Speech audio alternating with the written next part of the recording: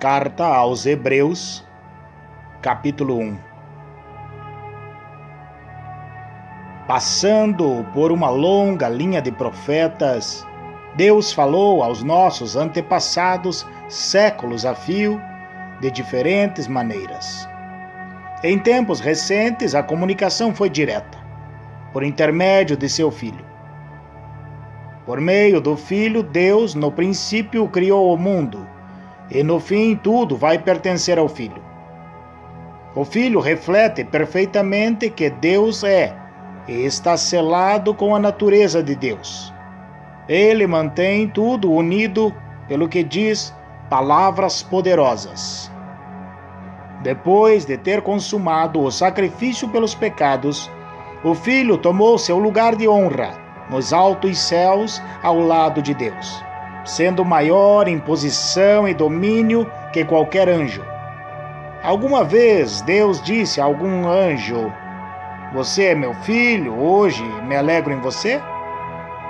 Ou "Eu sou seu pai e ele é meu filho"? Quando ele apresenta seu filho com todas as honras ao mundo, ele diz: todos os anjos devem adorá-lo. Mas, com respeito aos anjos, diz: os mensageiros são ventos, os servos são línguas de fogo. Mas ao Filho ele diz: tu és Deus e estás no trono definitivamente. Teu governo tudo corrige. Tens prazer quando as coisas andam bem e repudias quando tudo está errado. É por isso que Deus, teu Deus, derramou óleo aromático sobre tua cabeça, fazendo-te rei, muito acima dos teus queridos companheiros.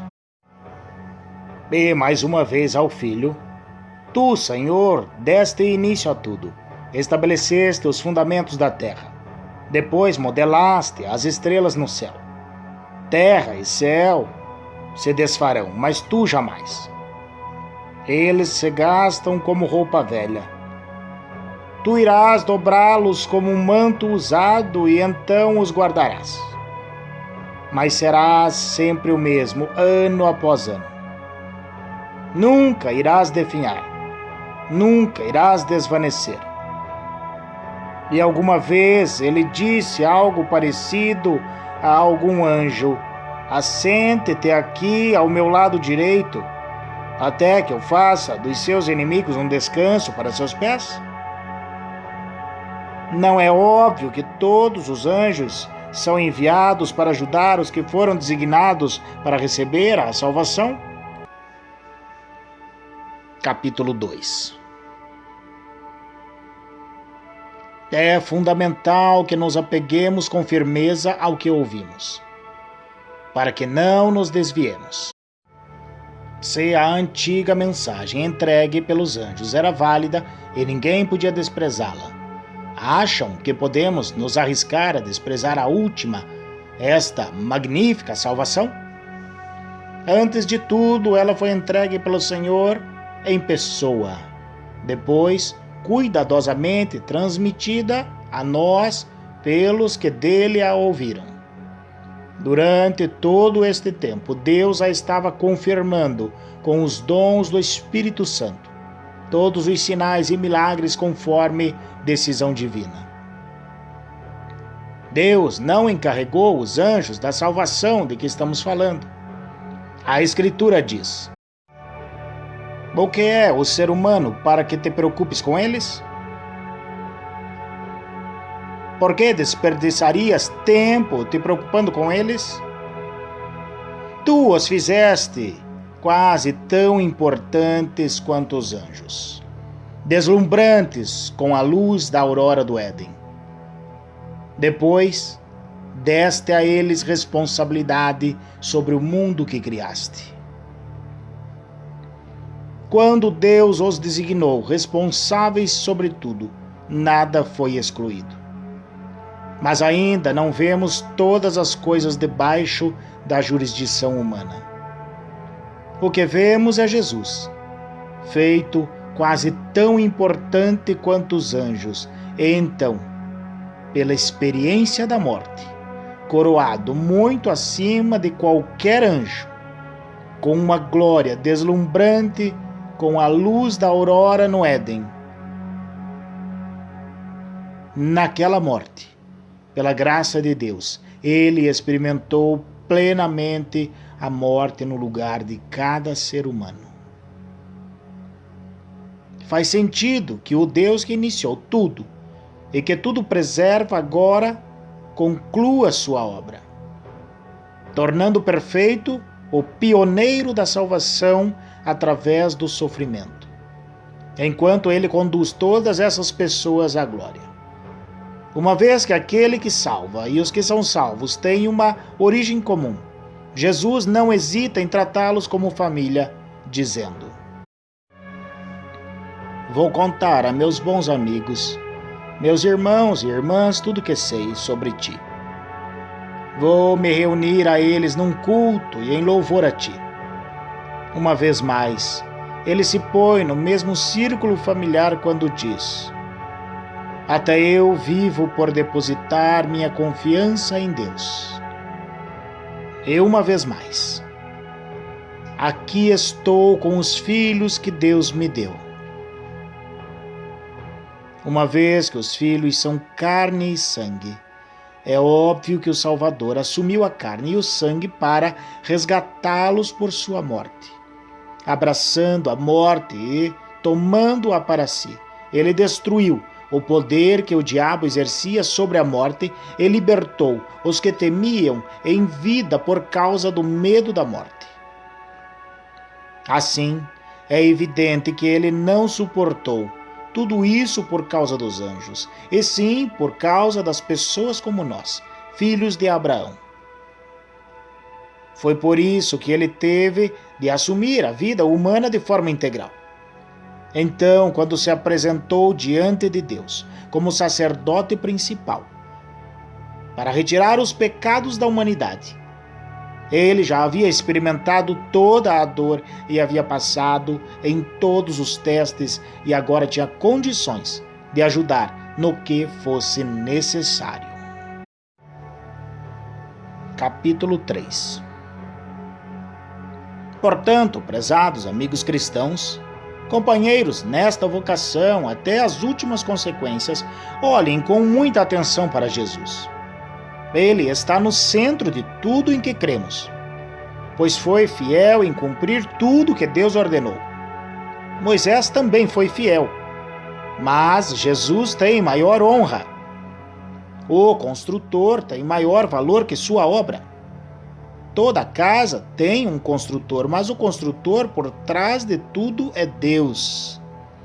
Moisés fez um bom trabalho na casa de Deus, mas foi um trabalho de servo, deixando as coisas preparadas para aquele que haveria de vir. Cristo, o Filho, tem a responsabilidade da casa. Agora basta que nos apeguemos com firmeza a essa ousada confissão. E estamos em casa. É por isso que o Espírito Santo diz: hoje, por favor, ouçam. Não fechem os ouvidos, como na revolta amarga, o tempo de provação no deserto. Ainda que eles tivessem observado meu trabalho por 40 anos, seus antepassados não me permitiram agir do meu modo e muitas vezes testaram minha paciência. Fui provocado, muito provocado. Eu disse: o coração deles nunca vai estar comigo. Eles se recusam a andar nos meus caminhos. Irritado, jurei: eles nunca vão chegar ao seu destino. Nunca vão conseguir se sentar e descansar. Portanto, amigos, vigiem seus caminhos. Certifiquem-se de que não haja nenhuma descrença maligna rondando e que possa desviá-los do caminho, afastando-se do Deus vivo. Pois enquanto ainda é hoje de Deus, vigiem um ao outro para que o pecado não os adormeça. Se pudermos manter a firmeza no ponto em que começamos, é o bastante para estar com Cristo por todo o caminho. Estas palavras soam em nossos ouvidos. Hoje, por favor, ouçam, não fechem seus ouvidos, como na revolta amarga. Quem eram as pessoas que se fizeram de surdas? Não eram as mesmas que Moisés tirou do Egito? E quem provocou Deus por 40 anos? Não foram os mesmos que se fizeram de surdos e viraram cadáveres no deserto? E, quando ele jurou que nunca iriam chegar ao seu destino, não estava ele se referindo aos que fizeram de surdos? Eles nunca chegaram lá porque não o ouviram e nunca creram. Capítulo 4. Enquanto a promessa de descansar nele nos impulsiona para o alvo de Deus, cuidemos para não sermos desqualificados. Recebemos as mesmas promessas que o povo no deserto. No entanto, elas não fizeram bem a eles, porque não foram recebidas com fé. Portanto, se crermos, iremos experimentar o estado de descanso. Se não crermos, nada feito. Lembrem-se do que Deus disse. Com ira jurei, eles nunca vão chegar ao seu destino. Nunca vão conseguir descansar de verdade. Deus fez essa promessa, embora tivesse cumprido a parte dele antes da fundação do mundo. Em algum lugar está escrito: Deus descansou no 7º dia, tendo completado sua obra. Mas outro texto diz: eles nunca vão conseguir descansar de verdade. Portanto, essa promessa ainda não foi cumprida. Os antigos não chegaram ao lugar de descanso porque foram desobedientes. Deus continua renovando a promessa e estabelecendo a data de hoje, como fez no Salmo de Davi, séculos depois do convite original. Hoje, por favor, ouçam, não fechem os ouvidos. Essa promessa ainda é válida. Ela não foi cancelada no tempo de Josué. Do contrário, Deus não continuaria renovando a promessa para hoje. A promessa de chegada e descanso para o povo de Deus ainda está de pé. Deus mesmo está neste descanso. E, no fim da jornada, descansaremos com Ele. Portanto, permaneçamos firmes e chegaremos ao local de descanso. Se não houver desobediência, não haverá desvio. Tudo que Deus diz é sério. O que Ele diz acontece. Sua palavra poderosa é aguda como o bisturi e capaz de cortar tudo, seja dúvida, seja desculpa, mantendo-nos abertos para ouvir e obedecer. Nada nem ninguém está fora do alcance da palavra de Deus. Não se pode fugir dela, não há como. Agora que já sabemos o que temos, Jesus, esse grande sacerdote principal, como acesso imediato a Deus, não podemos perdê-lo jamais. Não temos um sacerdote que não conhece nossa realidade. Ele experimentou fraqueza e provações e experimentou tudo, menos o pecado. Portanto, vamos andar direito e receber o que Ele tem para nos dar. Recebam a misericórdia. Aceitem a ajuda. Capítulo 5. Todo sacerdote principal selecionado para representar o povo diante de Deus e oferecer sacrifícios pelos pecados deles deve ser paciente com as falhas deles, pois essa também é a própria experiência sua. Isso significa que ele tem de oferecer sacrifícios pelos próprios pecados, não só pelos pecados do povo. Ninguém assume por conta própria essa posição de honra. precisa ser chamado por Deus, como foi o caso de Arão. Nem Cristo se presumiu sacerdote principal. Ele também foi separado por aquele que disse: Tu és meu filho, hoje me alegro em ti. Em outro lugar, Deus declara: Tu és sacerdote para sempre, na ordem real de Melquisedeque. Enquanto viveu na terra, antecipando a morte, Jesus clamou de dor e lamentos de tristeza enquanto apresentava suas orações sacerdotais a Deus. Ainda que fosse o Filho de Deus, ele aprendeu uma obediência confiante pelo que sofreu, assim como nós.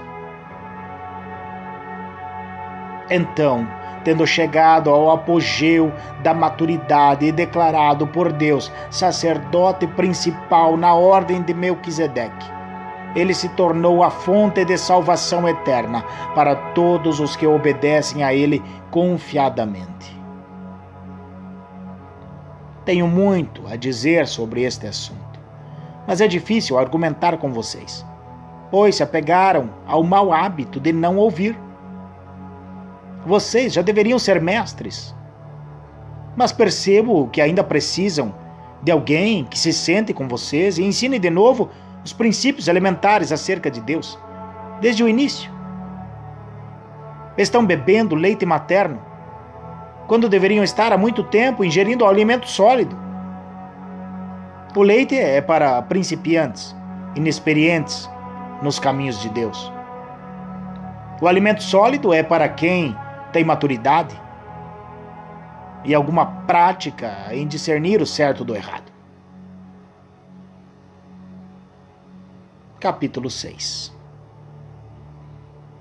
Portanto, vamos abandonar os rabiscos da pré-escola e passar para as grandes obras de arte que retratam Cristo. Cresçam em Cristo. As verdades fundamentais estão estabelecidas. Virar as costas para a salvação da autoajuda e se voltar para Deus com toda a confiança. Instruções batismais, imposição de mãos, ressurreição dos mortos, castigo eterno. Se Deus nos ajudar, permaneceremos fiéis a tudo isso. Mas isso não é tudo. Continuemos. Os que já viram a luz, provaram o sabor dos céus. Foram parte da obra do Espírito Santo. Experimentaram pessoalmente a absoluta bondade da palavra de Deus e os poderes que se manifestaram em nós e, ainda assim, com desprezo, viraram as costas para tudo isso e lavaram as mãos. Bem, eles não podem começar tudo de novo, como se nada tivesse acontecido. É impossível, porque crucificaram Jesus outra vez. Eles o repudiaram em público.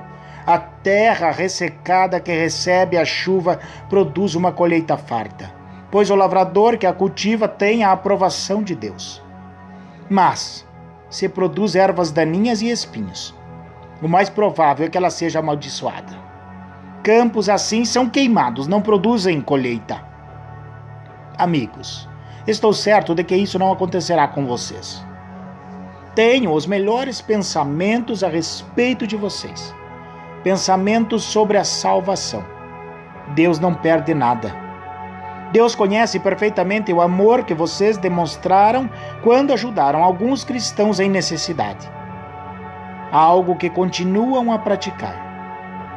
Agora quero que cada um de vocês tenha o mesmo interesse por uma esperança saudável e a mantenham até o fim.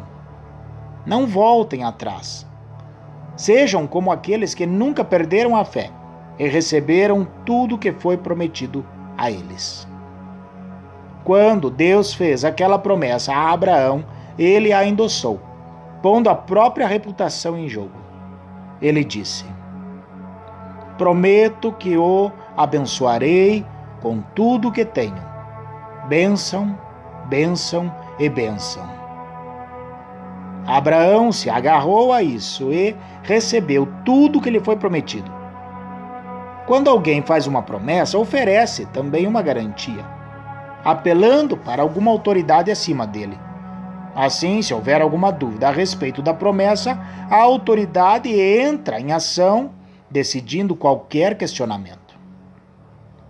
Deus, como garantia de suas promessas, deu sua palavra. Uma garantia sólida como rocha. Deus não pode quebrar a sua própria palavra. E, como sua palavra não pode mudar, sua promessa é também imutável.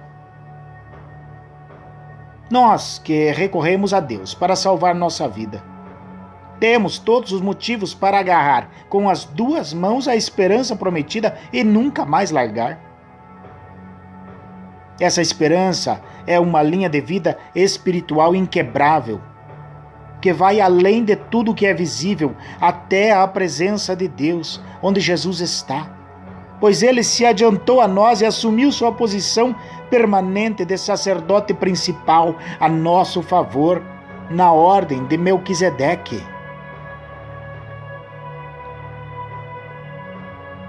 Capítulo 7. Melquisedeque era rei de Salém e sacerdote do Deus Altíssimo. Ele se encontrou com Abraão, que voltava de derrotar alguns reis, e o abençoou. Abraão, por sua vez, entregou a ele a 10ª parte do espólio de guerra. O nome Melquisedeque significa rei de justiça, e Salém significa paz. Portanto, ele é também o rei da paz. Melquisedeque é mencionado na história sem registro de laços familiares, sem indícios de que teve início ou fim. Nesse sentido, ele é como o Filho de Deus, uma presença sacerdotal grandiosa dominando todo o cenário. Podemos deduzir que Melquisedeque era alguém muito importante pelo fato de nosso pai Abraão ter dado a ele o dízimo dos despojos. Os sacerdotes, descendentes de Levi, são autorizados a recolher os dízimos do povo, ainda que sejam mais ou menos iguais. Sacerdotes e povo tendo um pai em comum, Abraão. Mas esse homem, um estrangeiro, recebeu dízimos de Abraão e abençoou aquele que havia recebido as promessas de Deus. Em atos de bênção, o menor é abençoado pelo maior. Vejamos o caso por outro ângulo. Entregamos nosso dízimo a sacerdotes que morrem, mas Abraão deu o dízimo a um sacerdote que, de acordo com as Escrituras, vive. Vocês podem até argumentar que, sendo Levi descendente de Abraão e tendo Abraão dado o dízimo a Melquisedeque, quando damos os dízimos à tribo sacerdotal de Levi, eles terminam em Melquisedeque. Se o sacerdócio de Levi e Arão, que deu uma estrutura para a entrega da lei, pudesse tornar as pessoas perfeitas, não haveria necessidade de um novo sacerdócio, como o de Melquisedeque. Mas, como esse sacerdócio não conseguiu cumprir seu objetivo, houve uma mudança de sacerdócio. Com ele veio uma nova lei, que instituía mudanças radicais. Não há meio de entender essas mudanças nos termos do antigo sacerdócio levítico. É por esse motivo que não há nada na árvore genealógica de Jesus que possa conectá-lo à linhagem sacerdotal de Levi. Mas o episódio de Melquisedeque traz uma analogia perfeita. Jesus, sacerdote como Melquisedeque, não por ascendência genealógica, mas pela absoluta força da vida ressurreta, ele também vive. É sacerdote para sempre, na ordem real de Melquisedeque. Os antigos procedimentos, um sistema de mandamentos que nunca funcionou como deveria, foram deixados de lado. A lei não conduziu ninguém à maturidade. Assim, um caminho que funciona, Jesus, que nos leva diretamente à presença de Deus. foi posto em seu lugar. O sacerdócio de Arão perpetuou-se automaticamente de pai para filho, sem confirmação explícita de Deus. Mas Deus interferiu e instituiu esse novo sacerdócio, que é permanente, e adicionou uma promessa. Deus deu sua palavra. Ele não voltará atrás. Tu és o sacerdote permanente. Isso faz de Jesus a garantia de um caminho muito melhor para chegarmos a Deus. Um sistema que realmente funciona. Uma nova aliança. Antigamente havia uma multidão de sacerdotes, pois eles morriam e tinham de ser substituídos. Mas o sacerdócio de Jesus é permanente. Ele está em seu posto agora e estará até a eternidade, para salvar todos os que se dirigem a Deus por meio dele, e o tempo todo trabalha para defendê-los. Portanto, agora temos um sacerdote principal que se adapta perfeitamente às nossas necessidades, totalmente santo, sem o comprometimento do pecado, e com autoridade que se estende até a presença de Deus nos céus. Diferentemente dos outros principais sacerdotes, ele não precisa oferecer sacrifícios diários pelos próprios pecados antes de nos atender. Ele mesmo se ofereceu como sacrifício. E esse sacrifício é definitivo. A lei indicava como sacerdotes principais homens que não conseguiam cumprir seu ofício com perfeição. Mas a ordem que resultou da intervenção de Deus designou o Filho, que é absoluta e eternamente perfeito. Capítulo 8.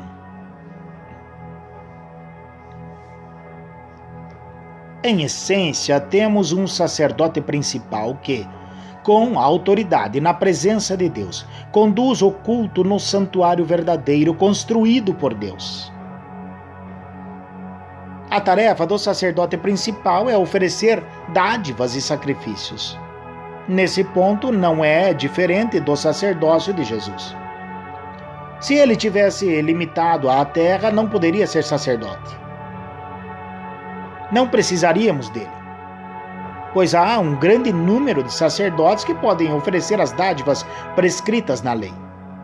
Esses sacerdotes, na verdade, apenas representam o que acontece no verdadeiro santuário do céu.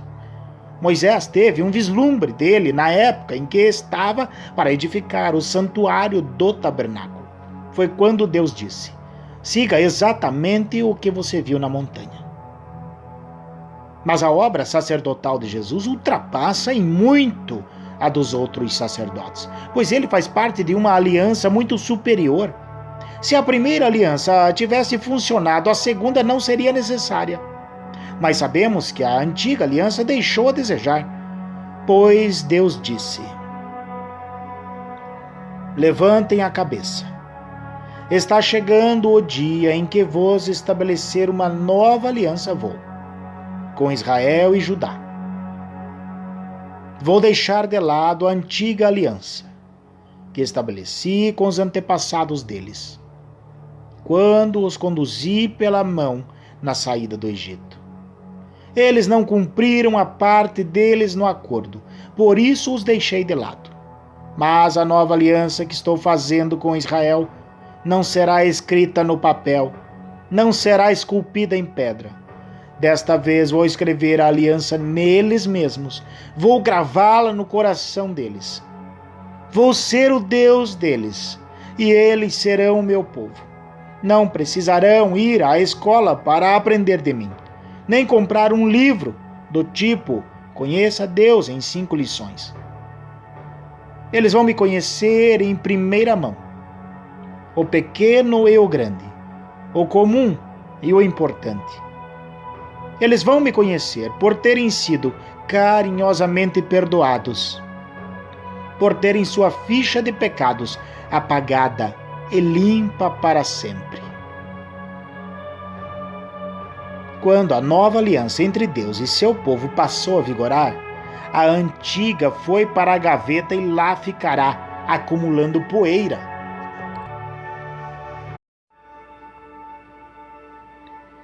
Capítulo 9. A primeira aliança continha orientações para o culto e contava com um lugar designado especialmente para realizá-lo. Uma grande tenda exterior foi montada. Ela abrigava o candelabro, a mesa e o pão da presença. Esse local era conhecido como Lugar Santo. Uma cortina foi estendida e atrás dela montaram uma tenda menor, o Lugar Santíssimo.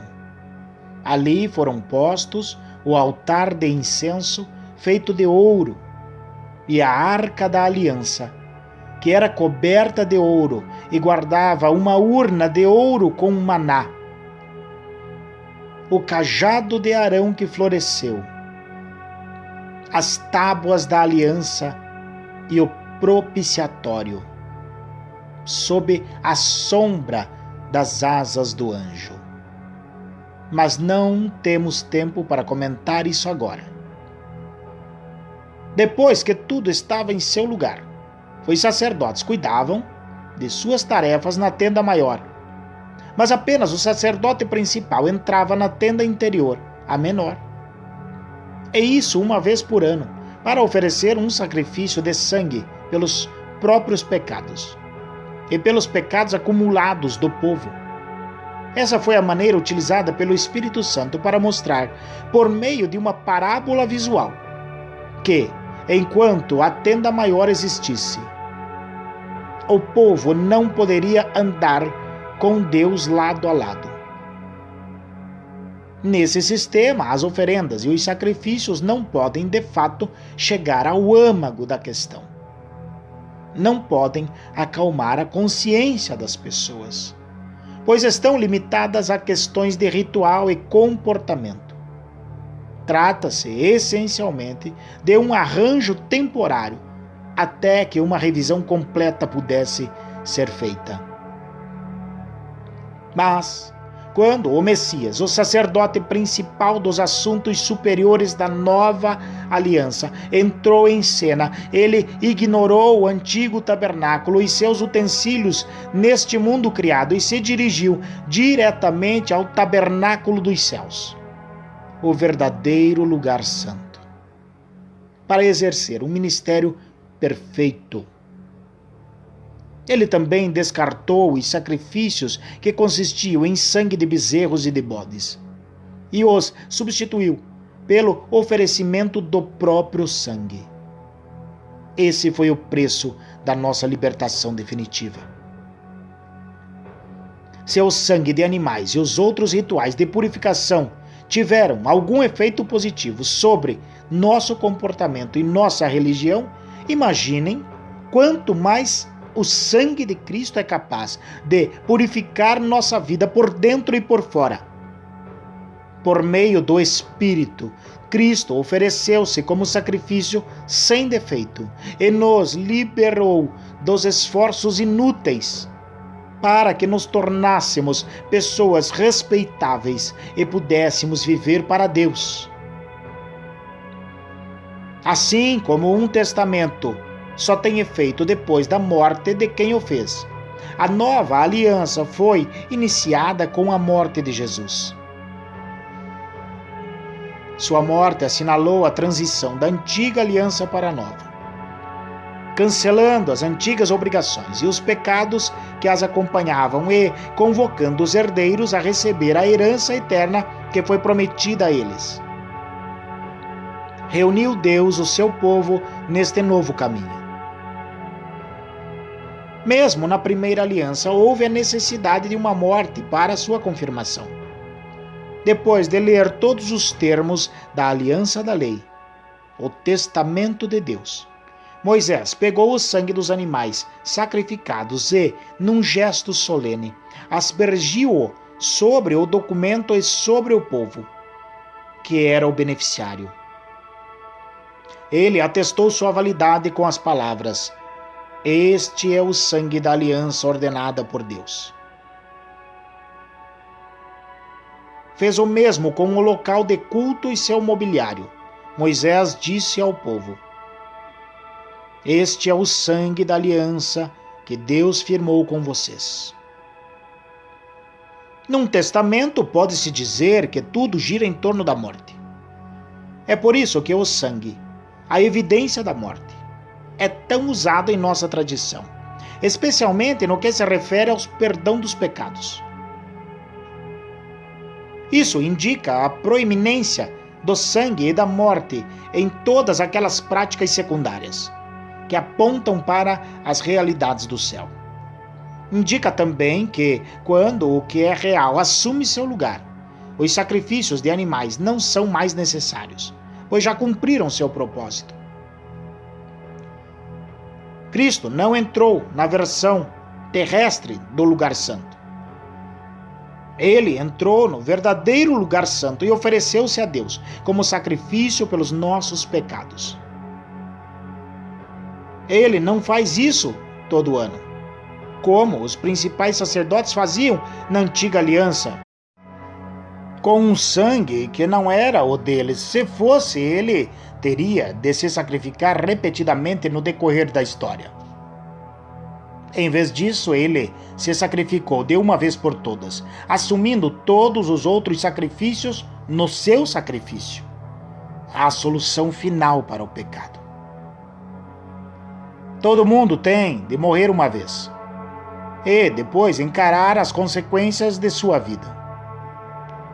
A morte de Cristo também foi um acontecimento único, mas foi um sacrifício que levou nossos pecados para sempre. Assim, da próxima vez que ele se manifestar, o resultado para os que estão ansiosos por encontrá-lo será exatamente a salvação.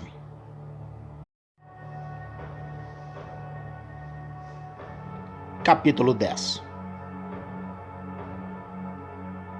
A antiga aliança era apenas um vislumbre das boas coisas da nova aliança. Uma vez que a antiga aliança da lei não era completa em si mesma, ela não poderia aperfeiçoar os que participavam dela.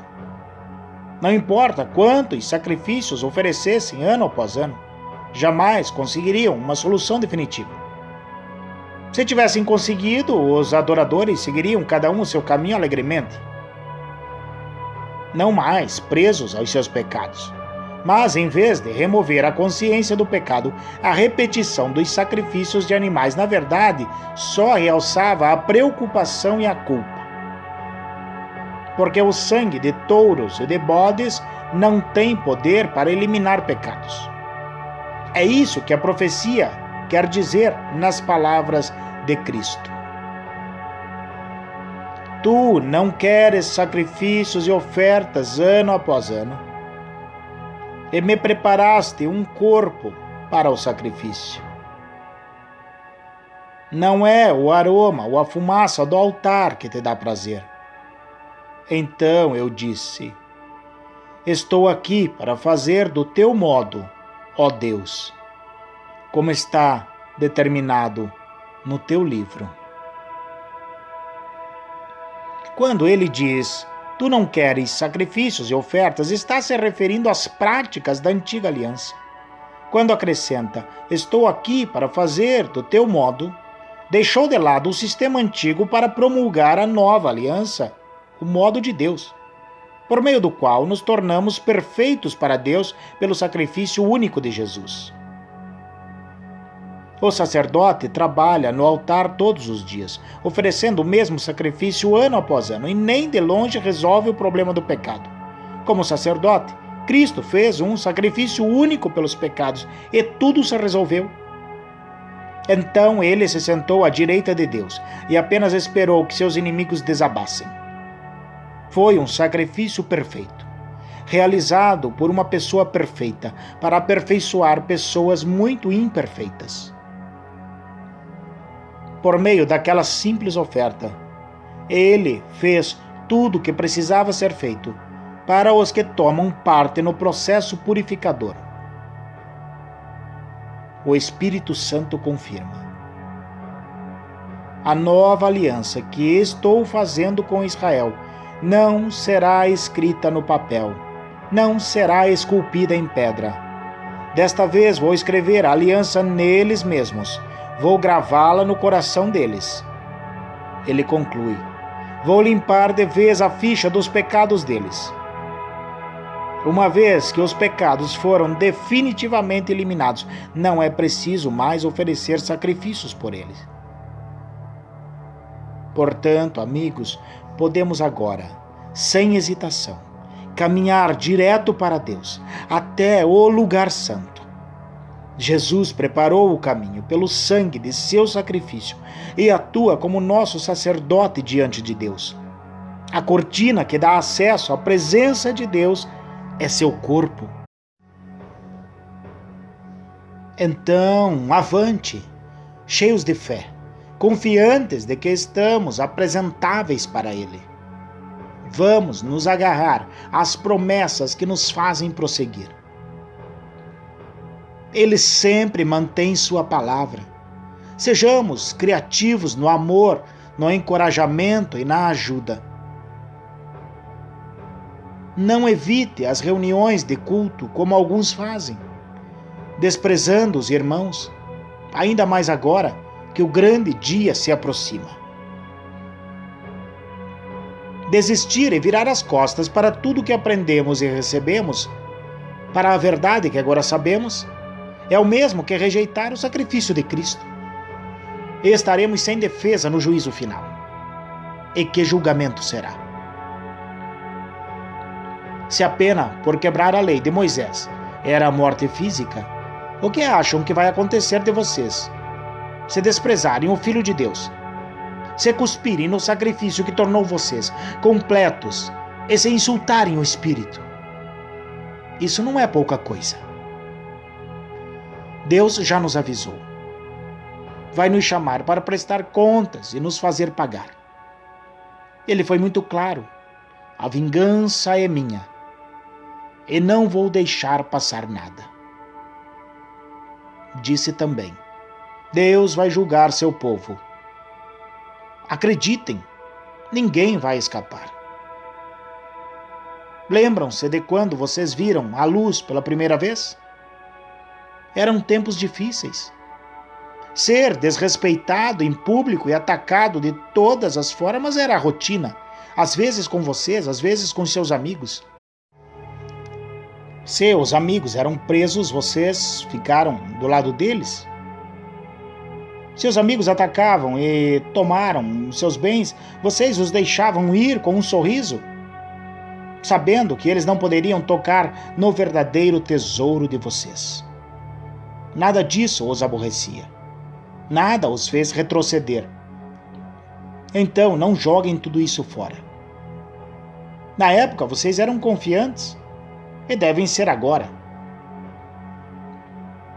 Vocês precisam perseverar, permanecer firmes na aliança de Deus para alcançar o aperfeiçoamento prometido. Não vai demorar agora. Ele está a caminho. Ele vai se manifestar a qualquer momento. Qualquer um que esteja firme comigo descansa em leal confiança. Mas, se desistir e me abandonar, não ficarei satisfeito. Mas não somos perdedores. Não vamos desistir. Não. Continuaremos firmes e sobreviveremos, sem perder a confiança durante a caminhada. Capítulo 11. O fato essencial da existência é que esta confiança em Deus, esta fé, é o alicerce sólido que sustenta qualquer coisa que faça a vida digna de ser vivida. É pela fé que lidamos com o que não podemos ver. Foi um ato de fé que distinguiu nossos antepassados, elevando-os acima da multidão. Pela fé, vemos o mundo trazido à existência pela palavra de Deus.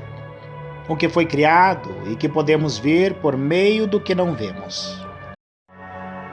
Por um ato de fé, Abel apresentou a Deus um sacrifício melhor que o de Caim.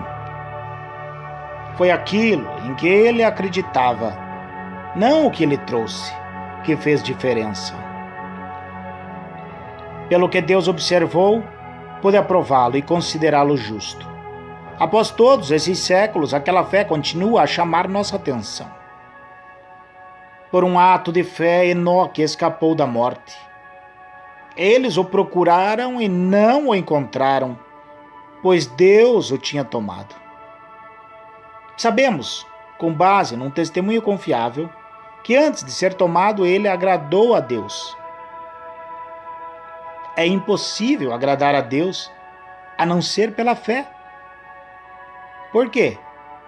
Porque qualquer um que deseja se aproximar de Deus deve crer que Ele existe e que se preocupa o bastante para atender aos que o procuram. Pela fé, Noé construiu um barco na terra seca. Ele havia sido avisado de algo que não podia ver e agiu apenas com base no que foi dito a ele. O resultado? Sua família foi salva. Seu ato de fé estabeleceu uma linha divisória entre a maldade do mundo descrente e a justiça do mundo que cria. Como consequência, Noé tornou-se íntimo de Deus. Por um ato de fé, Abraão disse sim ao chamado de Deus e partiu para um lugar desconhecido que se tornaria seu lar.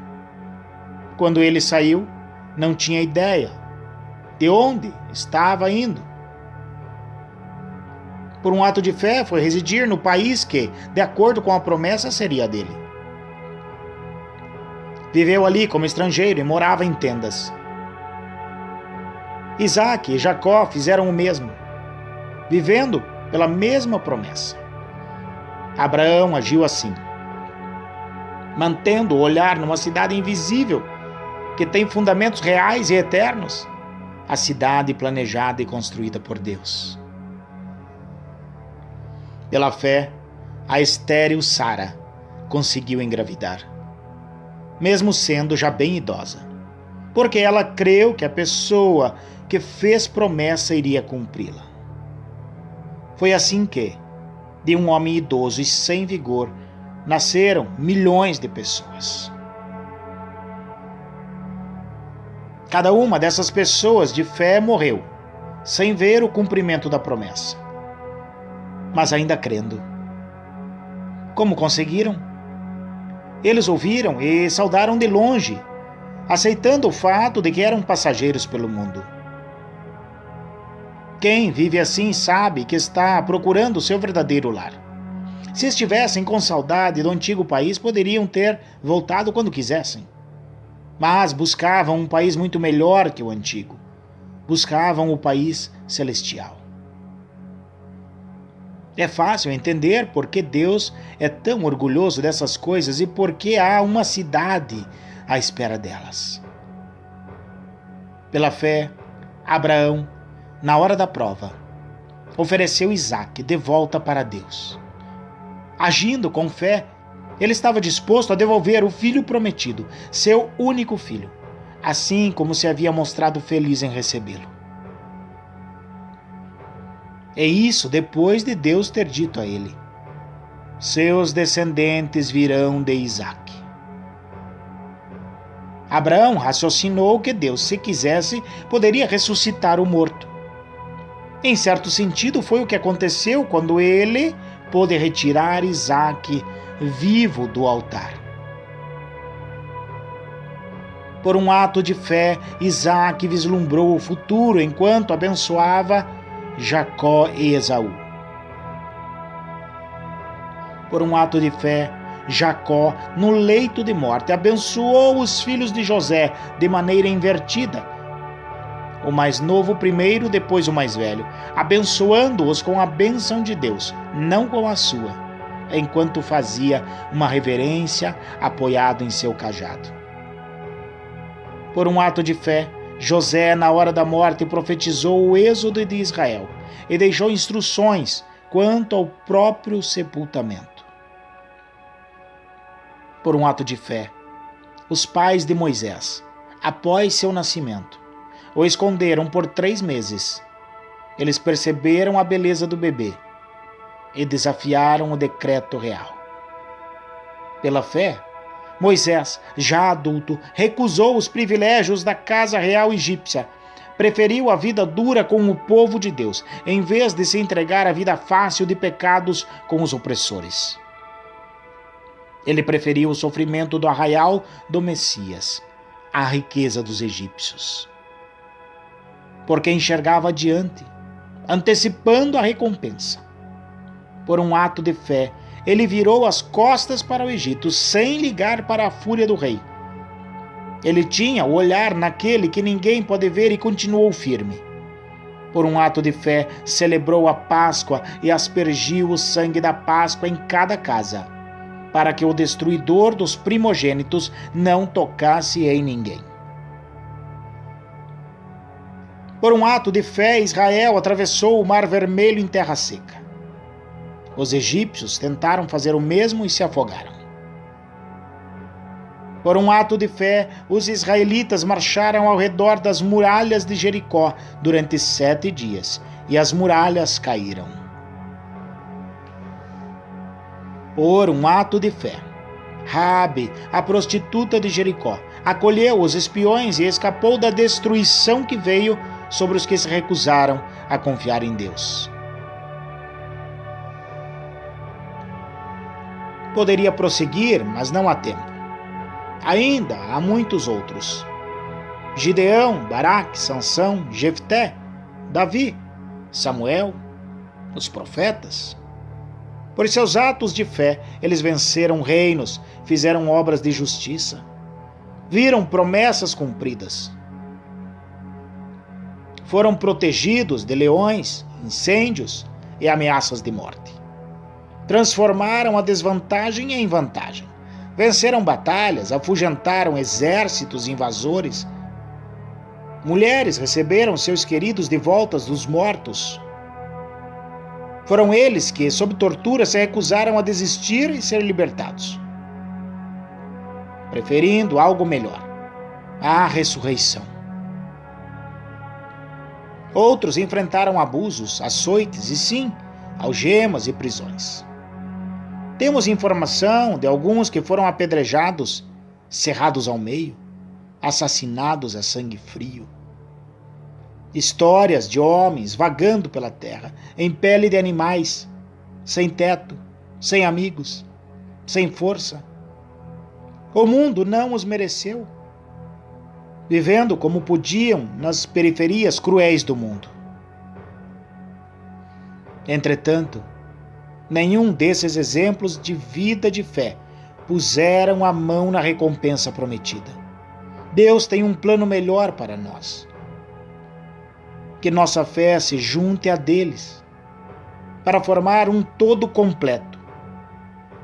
Como se a vida de fé que eles tiveram não fosse completa sem a nossa.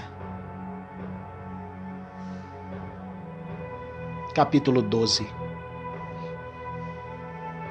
Percebem o que significa todos esses pioneiros iluminando o caminho, todos esses veteranos nos encorajando? Significa que o melhor a fazer é continuar. Livres dos acessórios inúteis, comecem a correr e nunca desistam. Nada de gordura espiritual extra. Nada de pecados parasitas. Mantenham os olhos em Jesus, que começou e terminou a corrida do que participamos. Observem como ele fez. Porque ele jamais perdeu o alvo de vista. Aquele fim jubiloso com Deus. Ele foi capaz de vencer tudo pelo caminho. A cruz, a vergonha, tudo mesmo. Agora está lá, num lugar de honra, ao lado de Deus. Quando se sentirem cansados no caminho da fé, lembrem-se da história dele, da longa lista de hostilidade que ele enfrentou. Será como uma injeção de adrenalina na alma. Nessa luta incessante contra o pecado, outros sofreram muito mais que vocês. Sem falar no que Jesus enfrentou. Todo aquele derramamento de sangue. Portanto, nada de autocomiseração. Ou vocês já se esqueceram de que os bons pais tratam bem os filhos e que Deus trata vocês como filhos dele? Meus filhos queridos, não desprezem a disciplina de Deus. Também não sejam esmagados por ela. Ele disciplina o filho que ama. O filho que ele abraça, ele também corrige. Deus está educando vocês e por isso que vocês nunca devem desistir. Ele está tratando vocês como filhos queridos. Essa provação que vocês estão enfrentando não é um castigo, é um treinamento, a experiência normal dos filhos. Só pais irresponsáveis deixam os filhos por conta própria. Vocês gostariam que Deus fosse responsável? Se respeitamos nossos pais que nos educaram e não nos mimaram, por que não aceitar a disciplina de Deus para que possamos viver da verdade? Quando éramos crianças, nossos pais faziam o que para eles parecia o melhor. Mas Deus está fazendo o que é melhor para nós. Está nos treinando para que possamos viver de acordo com o seu santo propósito. A disciplina nunca é divertida quando está sendo aplicada. É sempre dolorosa. No entanto, mais tarde, evidentemente, há uma bela recompensa. Pois quem é treinado adequadamente se torna maduro no relacionamento com Deus. Não cruzem os braços, não fiquem parados. Preparem o caminho dos maratonistas. Para que ninguém tropece, caia ou pise em algum buraco e sofra uma contusão no tornozelo. Ajudem-se mutuamente. E corram. Esforcem-se para que seja possível a convivência uns com os outros e com Deus. Senão o máximo que vão conseguir é um vislumbre de Deus. Não permitam que ninguém despreze a generosidade de Deus. Não deixem que a erva daninha da amargura se espalhe. Uns poucos espinhos podem arruinar um jardim em pouco tempo. Cuidado com a síndrome de Esaú. Desprezar o dom permanente de Deus para satisfazer um apetite passageiro? Vocês sabem que Esaú mais tarde se arrependeu daquele ato impulsivo e tentou, ora com lágrimas, ora sem lágrimas, recuperar a bênção de Deus. Mas já era tarde demais. Diferentemente dos seus antepassados, vocês não foram até o Monte Sinai. Aquele fogo, como de vulcão e estrondo de terremoto, para ouvir Deus falar. As palavras ensurdecedoras e a mensagem forte, a ponto de balançar a alma, os aterrorizaram. E eles imploravam que parasse. Quando ouviram a frase, se um animal tocar a montanha, deverá morrer, ficaram com medo até de se mexer. Até Moisés ficou assustado. Essa não é, de modo algum, a experiência de vocês. Vocês chegaram ao Monte Sião, a cidade onde o Deus vivo reside. A Jerusalém invisível é habitada por multidões de anjos festivos e cidadãos que creem. É a cidade onde Deus é o juiz e na qual seus julgamentos se tornam justos. Vocês chegaram a Jesus, que apresentou uma nova aliança, um novo alvará concedido por Deus. Ele é o mediador desta aliança. A morte de Jesus não foi como a de Abel. Um assassinato que clama por vingança. Em vez disso, tornou-se uma proclamação da graça. Portanto, não tapem os ouvidos para essas palavras tão agradáveis. Se os que ignoram as advertências terrenas não escaparam, o que acontecerá se virarmos as costas para as advertências do céu? A voz de Deus, naquela ocasião, sacudiu a terra até os fundamentos. Desta vez, ele foi bem claro, vai sacudir os céus também. um último abalo muito violento e devastador, de cima para baixo. A expressão um último abalo significa uma limpeza completa que elimina todo o lixo religioso e histórico e traz à tona a essência inabalável e limpa, sem mistura alguma. Viram o que conseguimos? Um reino inabalável. Conseguem entender como devemos ser gratos? Não apenas agradecidos, mas em atitude de adoração profunda e reverentes na presença de Deus. Pois Deus não é um espectador indiferente. Ele está ativamente limpando a casa, queimando tudo que precisa ser queimado. E não vai desistir até que toda a sujeira desapareça. O próprio Deus é o fogo. Capítulo 13. Estejam bem uns com os outros, unidos pelo amor. Sempre prontos para oferecer uma refeição ou uma pousada, se alguém precisar. Pois alguns receberam anjos em casa sem o saber. Tratem os prisioneiros como se estivessem presos com eles. Cuidem das vítimas de abuso como se o que aconteceu com elas tivesse acontecido a vocês. Honrem o casamento e mantenham a pureza sexual entre marido e esposa. Deus não aprova o sexo casual e ilícito. Não fiquem obcecados por adquirir bens materiais. Estejam satisfeitos com o que já possuem. Pois, considerando que Deus nos assegurou, não vou permitir que vocês caiam. Nunca vou abandonar vocês. Podemos corajosamente citar: Deus está pronto para nos ajudar. Não tenho medo de nada. Quem ou o que pode me atingir? Tenham consideração para com pastores que deram a vocês a palavra de Deus. Observem como eles vivem e permitam que a fidelidade deles ensine vocês, bem como a verdade que eles defendem. Devemos ser persistentes, porque Jesus não muda. Ontem, hoje, amanhã, Ele é sempre o mesmo. Não sejam enganados. Se especularem demais, podem acabar se afastando dele.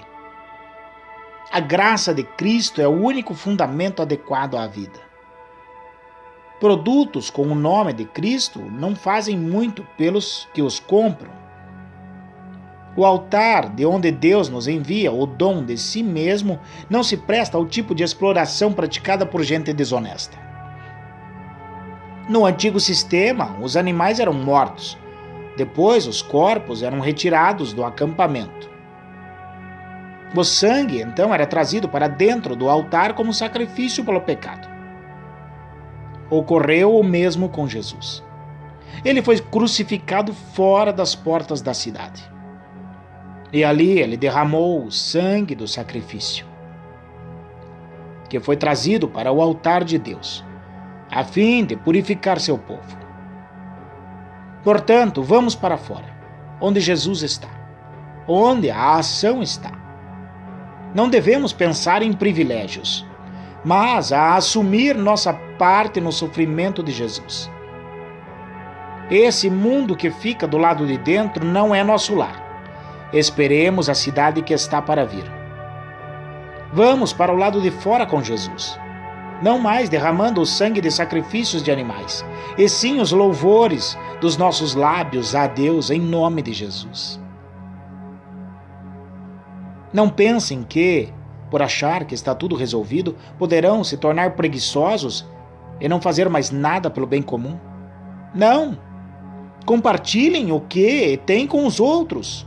Deus tem especial prazer em atos de culto, um tipo diferente de sacrifício, que tem lugar na cozinha, no local de trabalho ou na rua. Sejam obedientes aos seus pastores, ouçam o conselho deles. Eles estão atentos à condição de vida de vocês e trabalham sob a estrita supervisão de Deus. Contribuam para que a liderança deles seja alegre, não penosa. Por que tornar as coisas mais difíceis? Orem por nós. Não temos dúvida quanto ao que fazemos ou por que fazemos, mas é um trabalho difícil e precisamos das suas orações. Tudo o que queremos é viver bem na presença de Deus. Orem para que possamos nos reunir em breve. Que Deus, que reúne todas as coisas e torna todas as coisas completas, que estabeleceu a marca permanente do sacrifício de Jesus, o sacrifício de sangue que selou a aliança eterna, que trouxe de volta Jesus, nosso grande pastor, levantado e vivo dentre os mortos. Que agora reúna vocês e os presenteie com tudo de que precisam para agradá-lo. Que Deus faça de nós aquilo que dê mais prazer a Ele, por meio do sacrifício de Jesus, o Messias. Toda glória seja dada a Jesus, para sempre e eternamente. Amém, amém, amém. Amigos, por favor, levem muito a sério o que escrevi a vocês. Escrevi da maneira mais resumida que pude. Portanto, há muita coisa que não falei. Vocês vão gostar de saber que Timóteo saiu da prisão. Se ele vier logo, vou com ele visitar vocês. Transmitam uma palavra de saudação aos seus pastores e a todas as congregações. Todos aqui na Itália enviam lembranças. A graça seja com cada um de vocês.